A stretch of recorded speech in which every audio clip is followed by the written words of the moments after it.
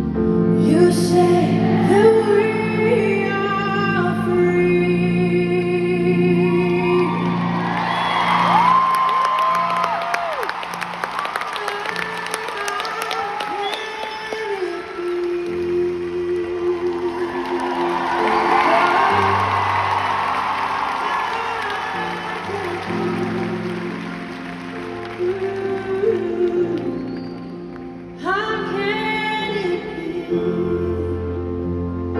amazed by you. We're amazed by you, Lord.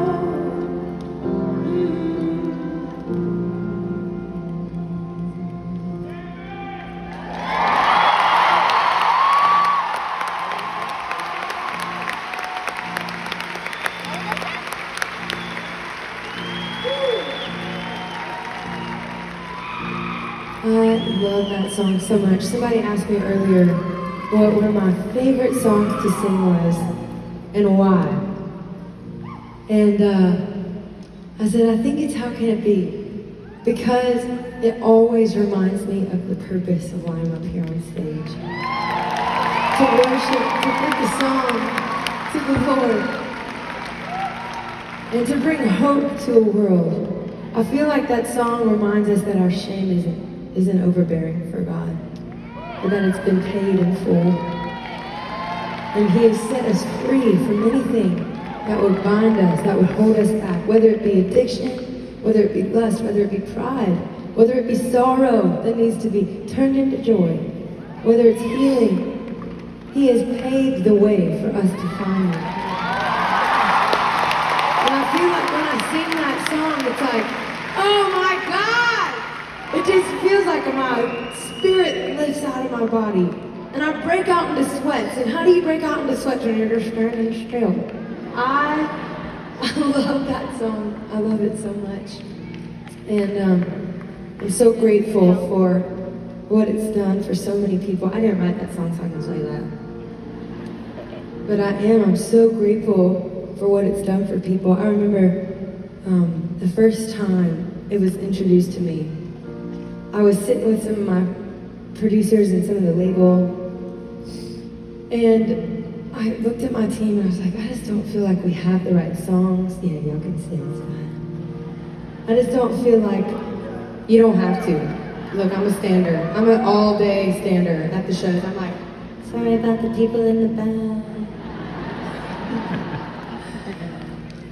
But I remember sitting there on that sofa and saying, I feel like we're missing a song. I don't know. And I was so new. Shout out to all the people that are living green in life. And by living green, I don't mean rich. I mean they just green at everything.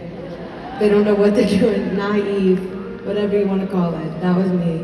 Didn't know what I was doing. I just had that gut feeling. And that's enough. That'll lead you.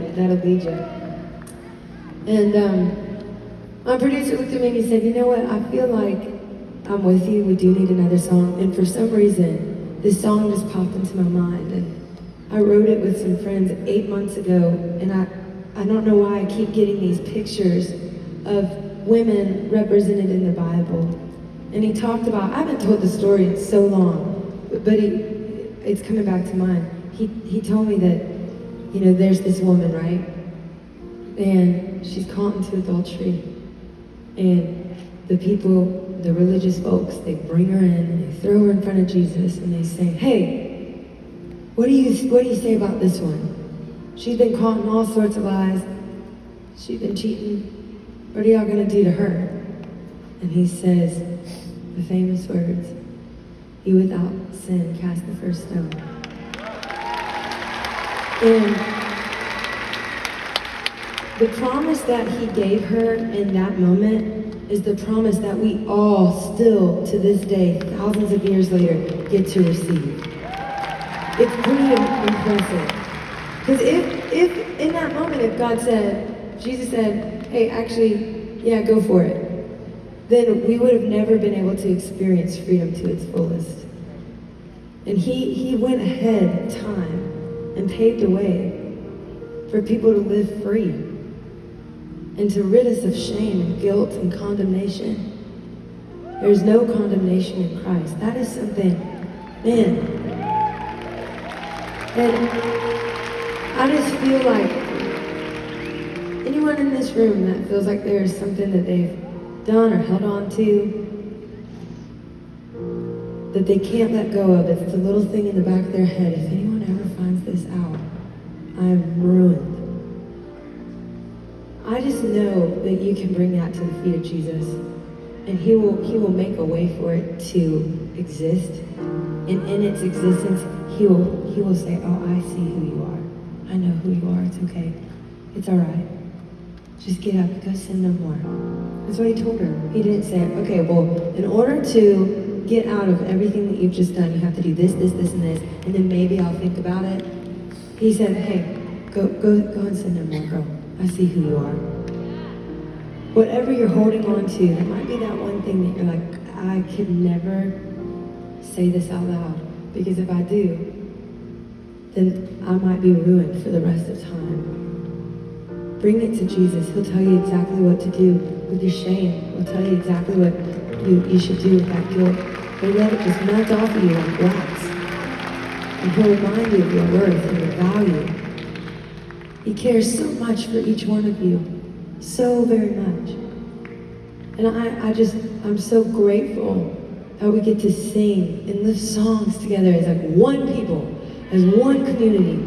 It feels so alive and so rich. I feel like, I was thinking about this earlier. Y'all sat down, so that means I can talk. I was thinking about it earlier, how much turmoil our country has been in. I haven't said this any night either, but I just feel like there's something special about this. But our country has been at odds with each other. It's crazy to me. United we stand, divided we fall. We better figure it out real quick.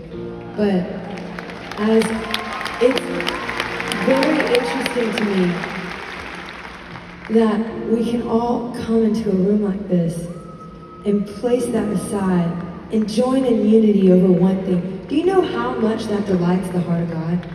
To see people come into one room and sing and put aside differences. It is a beautiful thing, and I feel like in the world that we exist in, we're always caught in the middle, right? This is a very interesting space. But when I look out at the crowds of people, I'm like, man, there's something really beautiful about unity. There's something so powerful about unity. And I think I see why it delights the heart of God. It's because it makes all the noise just quiet. All the noise just silenced. And I'm so grateful. It's such a beautiful thing. I won't ever take it for granted again. But as we were sitting in that break period of life, it has been 570 days. We have been waiting to get to the show. But while we were in our little waiting period, I was walking outside in my side yard, and I was thinking about the whole idea of returning to your first love. And I remember thinking, man, God, I'm glad that we have to be still right now, because I think that I have gotten ahead of myself. I think there's these moments that I was concerned about all the things that matter. Making sure the venues are right, making sure the people, making sure the set's right, making sure all the things. Did we place that song in the right ear? Did we do the thing on our, are we on the right chart? Are we on the wrong chart? Are we doing all the things? And none of that matters at the end of the day. It's fun, it's important, it's exciting. But none of it matters if it's above the thing that matters. And I feel like over the course of this time, I was praying and just saying, God, I need to come back to that space where I just sang because I just love to experience your presence. Where it doesn't matter, nothing else matters, but I just get to sing because, oh my gosh, we get to be a part of this connection that is so real and so deep. We get to be with you in that. And he reminded me of this song from ages ago, and I don't know how I remembered it. My grandmother or somebody must have sang it over me, and I looked up the lyrics. It was a Keith Green song. I was like, who's Keith Green? I quickly found out who Keith Green was. And I'm going to sing it for you guys tonight. But if you're somebody out there who is dealing with shame or guilt, or if you're trying to figure out how to return to your first love, if your heart feels hard, and you just need God to rebirth you again, just revive you again, just breathe new life into you. If you don't even know who God is, that is A-okay. You might think we're a bunch of crazy people up here, and we are.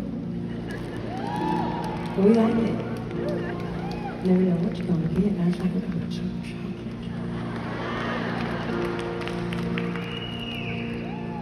If you know this song, feel free to sing it with us. Oh,